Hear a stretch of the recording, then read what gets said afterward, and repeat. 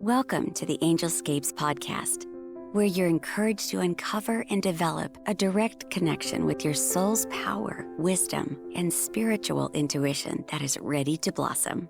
We'll explore new ideas, compelling tips, and real steps to help you learn simple spiritual practices. We're a safe place to learn more about accessing your soul's power with education and spiritual wholeness that could bring more clarity to your life. Now here's your host, a practicing medium, Akashic Records practitioner, spirit artist, coach, and mentor, Dr. Reverend Nancy Smith.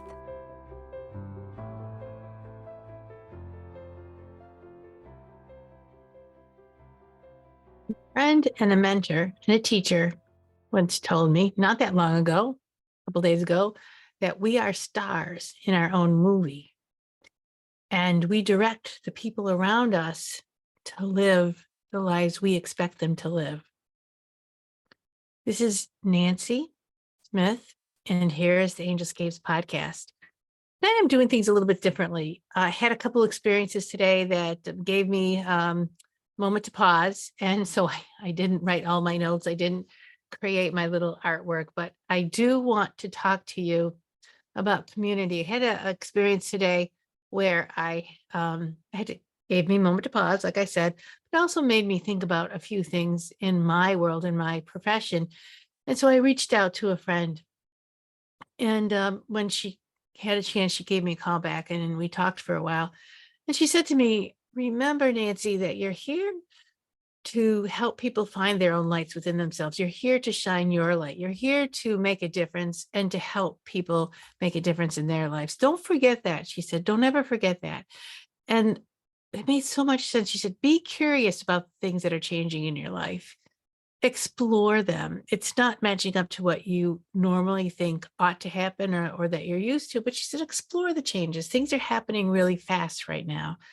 And a lot of people are getting called to look at their lives differently, or wake up a little bit more to another part of life. And it was a great, great conversation. She helped me settle myself down in my heart and really gave me a moment again to pause and say, what is community? Who are our people? Who are the people that help us? Who are the people that support us? And who are the people that we support and we help? And it was so awesome to have a friend who's, I consider, a very important part of my community that I could reach out and talk to about some kind of stuff that's going on that it's not easy to talk to other people about. So having said that, I had wanted to talk about community all along, and building community, and what is it, and how do you know if you're in the right community. I want to go back to what my friend told me. Things are changing really fast. People are becoming more aware of different things, or they're stressed out, or they're pulling in like little turtles to into their lives and forgetting what it is to create community, to nurture and sustain a community. We need each other. We need community. On the other hand, we're social animals. We're social beings. We don't need to be the star in somebody else's show. We don't need for somebody to tell us how we can behave or be, or how we can thrive so that we don't show them up too much or anything like that. We need to be us. We need to be the star in our own shows, and we need to let people be the stars in their own shows so that we can appreciate each other. We can respect each other. And when we need to reach out to somebody, like I wanted to reach out to my friend, I allowed her to be exactly who she was, and she allowed herself to be exactly who she was. And we talked about being curious about life. So if you are trying to manipulate or move somebody around by what you're saying or doing so that they can serve you better, you need to step back from that. And if you are a people pleaser wanting to be in with a certain group, and so you are walking on eggshells, they would call it, adjusting what you say, not shooting from the hip, not being exactly who you are you in the right community? And people are growing very quickly, one way or the other these days. And so community is changing. The kind of people that we have around us and the need that we have for people around us changes on a rapidly on a daily basis sometimes. I watched, I don't know about you guys, but there've been a lot of people who've been passing on in my life who just are leaving this lifetime going to spirit. And being human, I miss those people and I grieve them, and I'm really, really sad. And I sometimes want to bring that grief to my community, to my friends. And I watched a group of friends. We all lost somebody. We all lost somebody very, very dear to us. And I watched people's behavior. I tend to pull back and not say much and do my own thing independently. I'm not saying that's a good thing or a bad thing. I don't know that it was working or not working, but I watched somebody else reach out to the community, wanting to support, wanting to care, wanting to be part of, and finding that she couldn't. And then I watched another part of the community pull together in a very isolated kind of clique or cluster, where nobody else was really welcome, even though we were all in the same community. And grief is a funny thing. We all needed to be comforted, and yet many in the group didn't feel that they could comfort anybody else, so they isolated. And that's a common thing to happen in grief. But when we lose somebody dear and when we are in that kind of grief, that's when community is the most important, I feel, to have. The loss could be a divorce, the loss could be a death, the loss could be a change of a career, the loss could be financial disrepair. It's a communities of people that can make us or break us sometimes. So who is in your community? Are they people who recognize you, who see you for who you are, who feel that what you have to say is valuable? Are they people that feel good around? Are they people that feel good when you're around? Again, I was talking about we are all stars in our own show, and trying to make everybody else do what we need them to do so we can be the stars in our show. Yeah, maybe take a look at that, kind of let it go, or not let it, take a look at it, be honest with it, your own behavior, or be honest how you're playing it out to keep community around you, and take a step back to move into something different.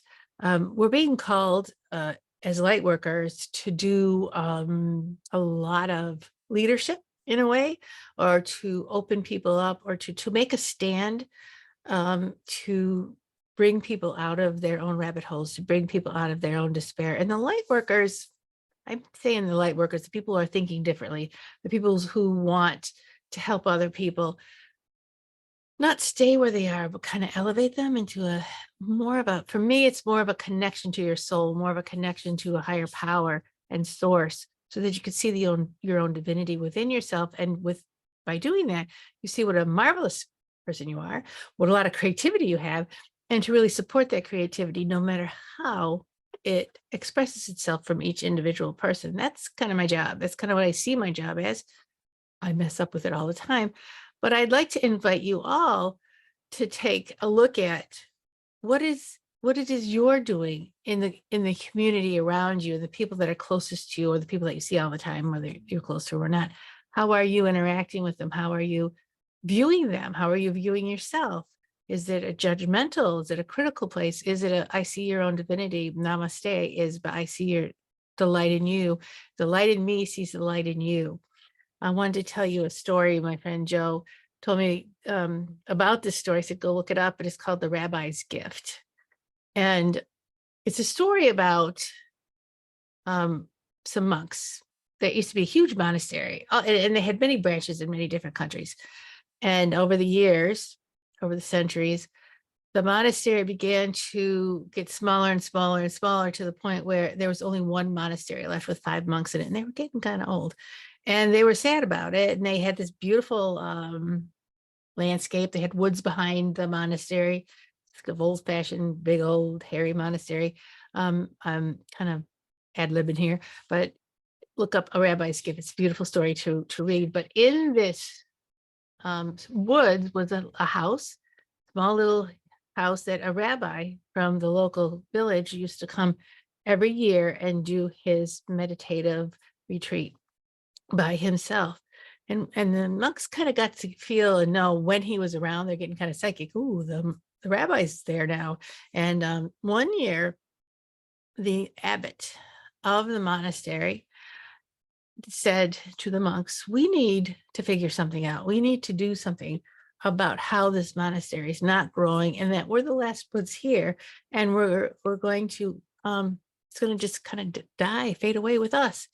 What should we do about it? I'm going to go talk to the rabbi and see what his thoughts are. He's been coming to the woods for years. Maybe he has some ideas. So they all agreed that the abbot, the head priest, would go out and talk to the rabbi. So he knocked on the rabbi's door, and the rabbi was surprised to see him because all those years that he had gone there, he'd never heard from the monks. They never said boo to him. And he invited him in, and the abbot says, I am so sorry I haven't come to you in all these years, but I have a reason for coming. I want to ask you a question. Maybe you could come up with some new ideas with me. And he told him about the story of the monastery and how there were only, 5 elderly people, older people living there. And that was kind of the end.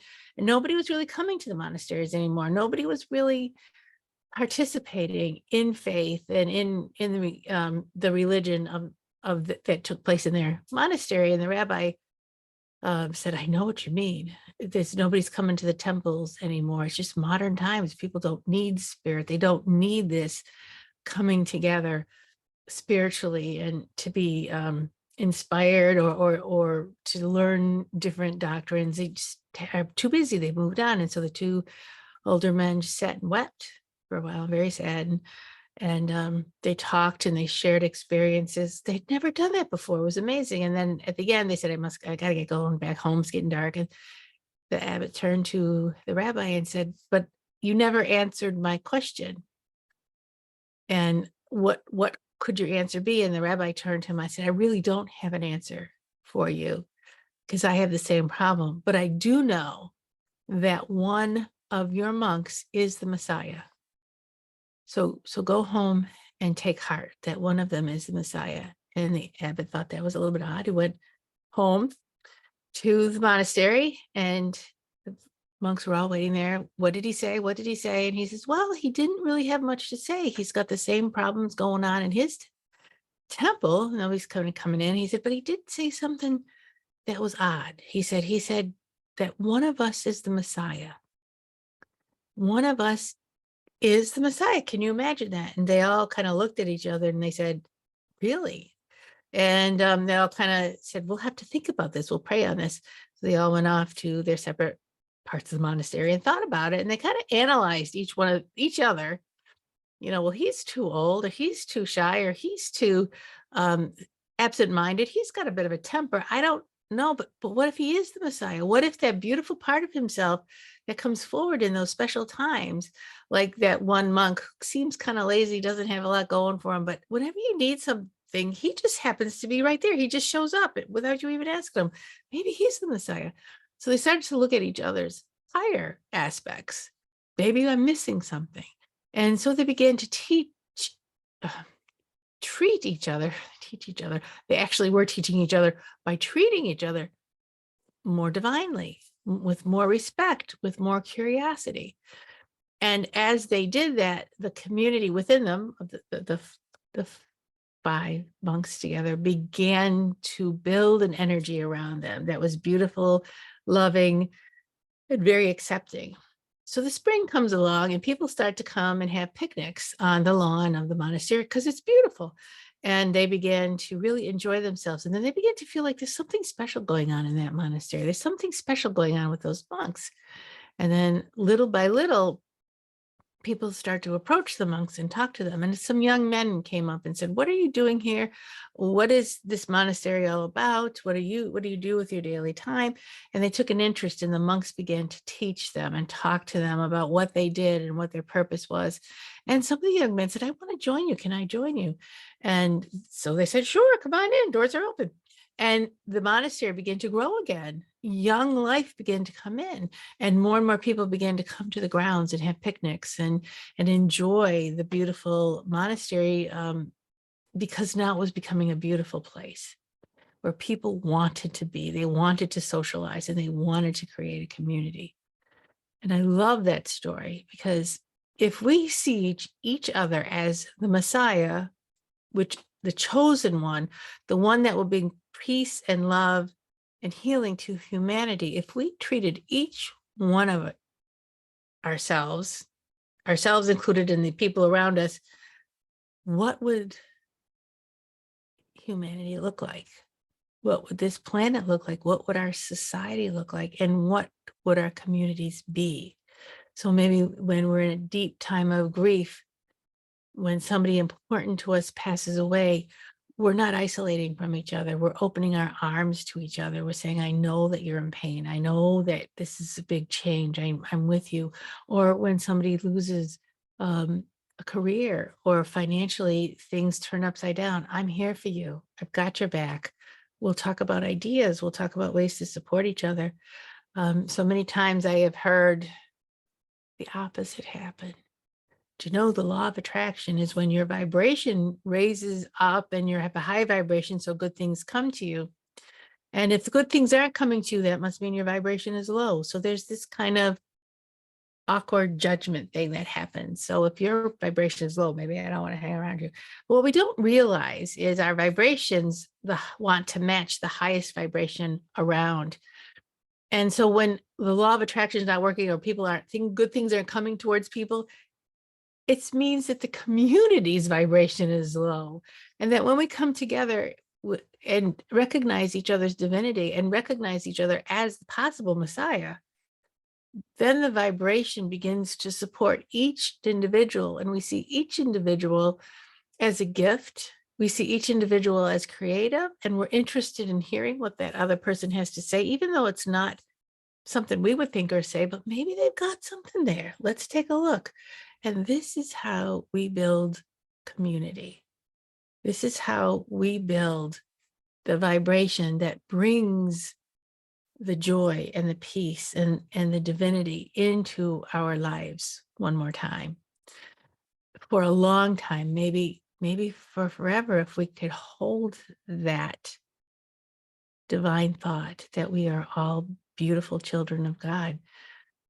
And so that's kind of what I'm thinking about community. On the negative side, I also want to say, if we build a community because we want to belong, because something in that community is something that we want to have, and we find ourselves as the outliers of that community, the community is not for us.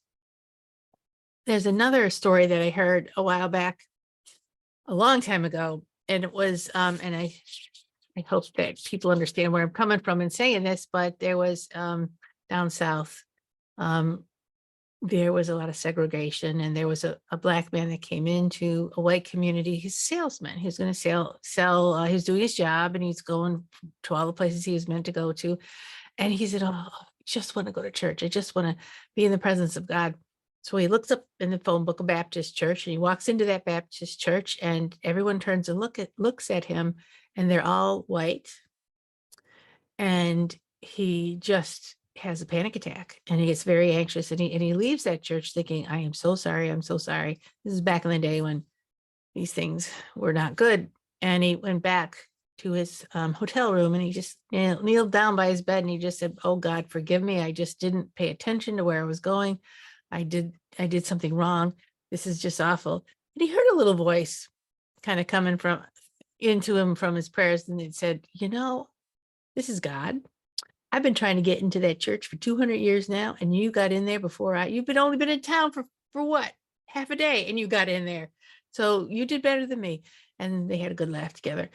But the point of it is when we're trying to get into a place where we're not welcome, where we're not seen as divine, where we're not seen as precious, that child of God, that creative person, that person that has something valuable within them, then that community, it's not working for us, whether it's in family, whether it's friends, whether it's church, whether it's our workplace.